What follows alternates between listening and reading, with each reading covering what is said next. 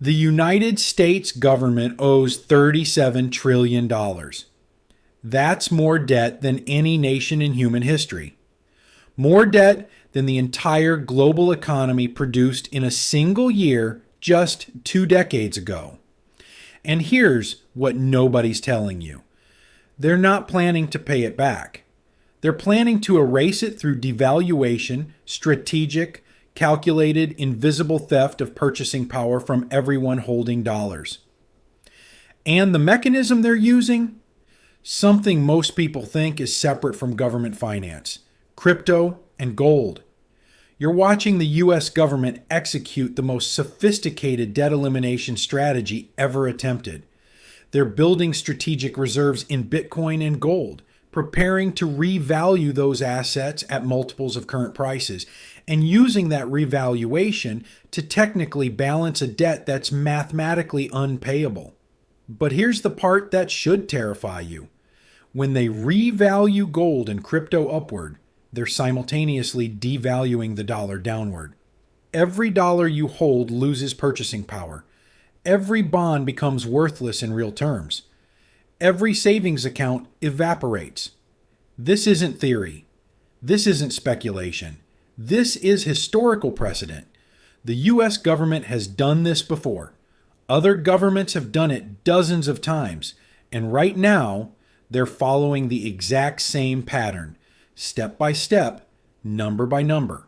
Most people don't understand this, but government debt is not like household debt. When you owe money, you have to pay it back with real value. But governments control the currency. And controlling the currency means they can change the rules. They can redefine what a dollar is worth. They can revalue assets on their balance sheet. They can make debt disappear without ever paying it. This is called monetary reset, and it's happened repeatedly throughout history. Let me show you 3 times this exact pattern played out. In 1933, the United States was drowning in debt from World War I and the Great Depression. The debt to GDP ratio was 40% and climbing. President Franklin Roosevelt revalued gold by 69% overnight. Here's how it worked. Gold was officially priced at $20.67 per ounce. That had been the price since 1879. Roosevelt issued Executive Order 6102, making it illegal for Americans to own gold. You had to turn in your gold to the government at $20.67 per ounce. Most Americans complied. Then Roosevelt revalued it. In 1934, the new official gold price became $35 per ounce, a 69% increase overnight. The U.S. government's gold reserves jumped from $4 billion to $6.8 billion. They created $2.8 billion in value out of thin air just by changing the price. The debt they owed was denominated in dollars that were now worth less relative to gold. Government debt fell from 40% of GDP to 25% within 5 years. American citizens holding dollars lost 40% of their purchasing power through the inflation that followed. The people who turned in their gold at $20.67 watched it get revalued to $35, but they couldn't buy it back. It was illegal. They were stuck holding devalued dollars while the government erased debt using their confiscated gold. Fast forward to 1971. The U.S. was drowning in debt again from the Vietnam War and Great Society spending. Foreign governments were losing confidence in the dollar. France was demanding gold in exchange for dollars. On August 15, 1971, President Nixon announced the dollar would no longer be convertible to gold. The dollar immediately fell 7.5% against major currencies. Over the next decade, it lost 50% of its purchasing power. Federal debt was $398 billion in 1971. By 1980, it was $930 billion nominally, but in real terms, adjusted for inflation, the debt burden had been cut in half. Same pattern, different decade. In 1790, revolutionary France faced a debt crisis. The debt was 4.5 billion livres, more than 80% of GDP. The French government issued new paper currency called assignats, backed by confiscated church lands. Initially, they printed modestly, but as deficits continued, they printed more. By 1796, the assignat had lost 99% of its value. A loaf of bread that cost 1 livre in 1790 cost 225 livres in 1796.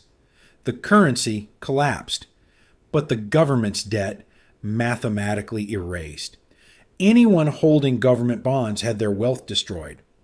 After the collapse, Napoleon introduced the gold franc in 1803. But the debt had already been eliminated. 3 examples. 3 different centuries. The exact same pattern. Every time this happens, it follows the same sequence. Stage 1, unsustainable debt accumulation. Stage 2, crisis creates justification. Stage 3, asset accumulation. Stage 4, official revaluation. Stage 5, currency devaluation. Stage 6, debt burden eliminated. The government survives. Creditors and savers are destroyed. And right now, the United States is moving through these stages in real time. The United States currently owes $37 trillion in debt. The debt to GDP ratio is 132% higher than any time in American history except World War II. The annual interest payment is $1.2 trillion. That's more than the defense budget. If rates stay at 5%, interest payments will hit $1.8 trillion annually by 2027. 6% of GDP just for interest. There is no scenario where this debt gets paid back through traditional means. You cannot tax your way out of 132% debt to GDP. You cannot grow your way out when debt is growing faster than the economy. You cannot cut spending enough when interest alone consumes 6% of GDP. There's only one option, devaluation. But if they just print money, everyone sees it. They need a more sophisticated method, something that looks legitimate. Enter Bitcoin and gold. On January 23, 2025, President Trump signed an executive order establishing a strategic Bitcoin reserve. The stated goal is to position America as a leader in digital assets. That's the public narrative. Here's the real reason. The U.S. government currently holds approximately 210,000 Bitcoin, seized from criminal enterprises. At current prices around $100,000 per Bitcoin, that's $21 billion. Not enough to matter for a $37 trillion debt problem. But the executive order directs them to acquire more. The proposed target is 1 million Bitcoin over 5 years. They're acquiring it through seizures, fines from crypto companies, potentially even mining it using government infrastructure. And they're doing it quietly. Because the goal isn't to acquire Bitcoin at current prices. The goal is to acquire Bitcoin before they revalue it. Right now, Bitcoin is priced around $100,000. Let's say the U.S. acquires 1 million Bitcoin over 3 years at an average cost of $120,000 per Bitcoin. That's $120 billion in acquisition cost. By 2028, they hold 1 million Bitcoin. Then they make the announcement, the U.S. Strategic Bitcoin Reserve is operational. We hold 1 million Bitcoin. For purposes of the U.S. balance sheet, Bitcoin will be valued at $1 million per coin, not $100,000. $1 million. A 10 times revaluation overnight. Their 1 million Bitcoin, acquired for $120 billion, is now worth $1 trillion on the government balance sheet. They've created $880 billion in value out of thin air just by changing the accounting price. And once the U.S. government declares Bitcoin is worth $1 million per coin for reserve purposes, the market follows. The U.S. government is the largest holder. They set the floor. Bitcoin doesn't go to $1 million overnight, but it goes to $300,000. then $500,000, then $800,000 over the next year. And while Bitcoin is rising, the dollar is collapsing.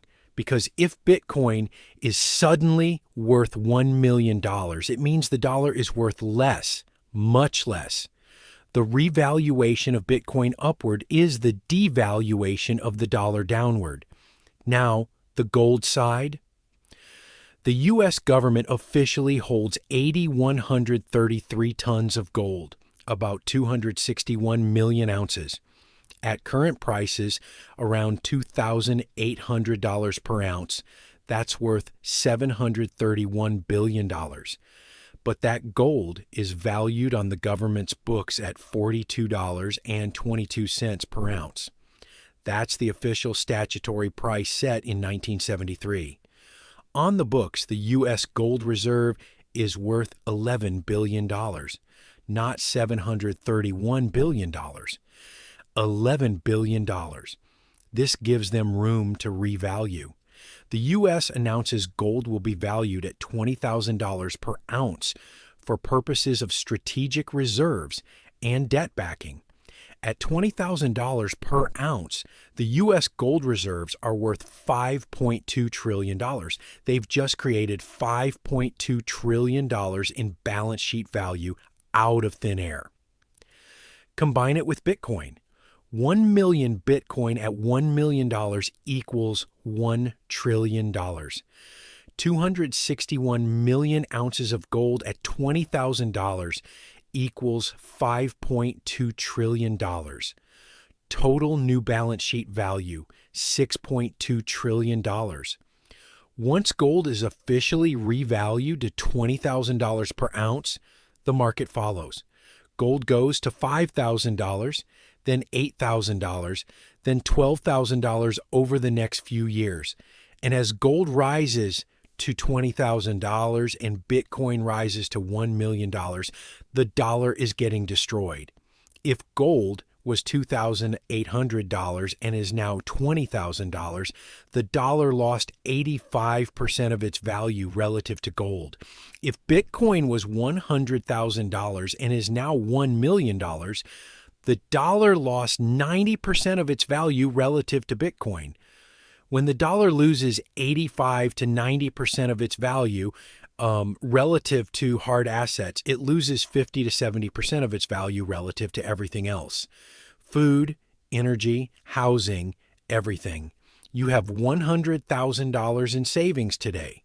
The government revalues gold to $20,000 and Bitcoin to $1 million. Over the next 3 years, inflation hits 20% annually. Food prices double. Gas prices double. Rent increases 60%. Your $100,000 in savings now buys what $35,000 bought 3 years ago. You lost 65% of your purchasing power. But the government's debt is still $37 trillion nominally. In real terms, adjusted for inflation, it's worth $13 trillion. They erased $24 trillion in debt burden by devaluing the currency. They stole $24 trillion from creditors, savers, and dollar holders. In December 2024, Senator Cynthia Lummis introduced the Bitcoin Act proposing the U.S. acquire 1 million Bitcoin over 5 years. The bill has bipartisan support. Why? Because both parties know the debt is unpayable. Both parties know devaluation is the only option. This bill is the framework for Bitcoin revaluation. In January 2025, President Trump signed the executive order establishing the Strategic Bitcoin Reserve. They're not waiting for Congress. They're moving now. On the gold side, there's been increasing talk about returning to a gold-backed currency. Not a full gold standard, but partial backing. You can't back the dollar with gold at $2,800 per ounce. The M2 money supply is $21 trillion. The U.S. holds $731 billion in gold at current prices. That's 3.5% backing. But if you revalue gold to $20,000 per ounce, you have $5.2 trillion in gold. That's 25% backing of M2. Now, you can credibly say the dollar is backed by gold. You can market it as a return to sound money.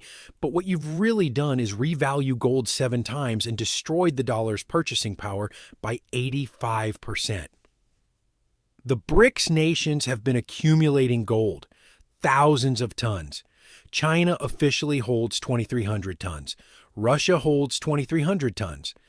India holds 840 tons. When the U.S. revalues gold to $20,000 per ounce, it becomes a global repricing.